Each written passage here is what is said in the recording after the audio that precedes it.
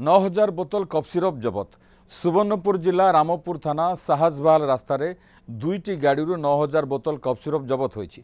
Rampur police यह जबत करिछि। गोटे Bolero pickup गाड़ी और अन्य गोटे कार सह जड़े व्यक्ति को गिरफ्त करा जायछि। कफ सिरपर आनुमानिक मूल्य 9 लाख टंका हेबो बोली आकलन करा जायछि। जनकु गिरफ्त कर अधिक तदंत करुछि पुलिस। बरगड़ अंचल सुवर्णपुर को आसुथिला ई कफ सिरप। दुईटी गाड़ी में 4 जण व्यक्ति कफ सिरप नहीं जाउथिबा संदेह करी अटकाइथिला पुलिस। 3 जण गाड़ी छाड़ी फेरार मारिथिबा बेले जनकु गिरफ्त करिछि रामपुर पुलिस। मजिस्ट्रेट उपस्थित में गणति पर 9450 बोतल कफ सिरप थिबा जଣାपड़ी। आउ केउ माने एथिरे सामिल अछंती फेरार मारिथिबा व्यक्ति माने केउ अंचलर तार तदंत करा जाउथिबा अतिरिक्त आरक्षी अधीक्षक सूचना दैछंती। रामपुर थाना गोटे खबर मिलता साहजबाल खेल पड़िया निकटने किसी लोक गोटे पिकअप भैन रे कफ सिरप आनी को चोराचालान कर खबर को आधार कर आईआईसी नेतृत्व गोटे टीम सेठी रेड करते।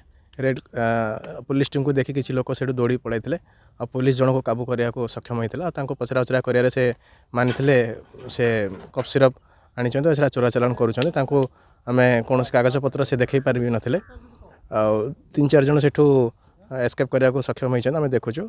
जहाँ गाड़ी पिकअप भैन रु जना पड़ी पाखापाखि 9000 बोतल कफ सिरप मिली। यहाँ को आम गोटे एनडीपीएस एक्ट रे गोटे केस करूँ।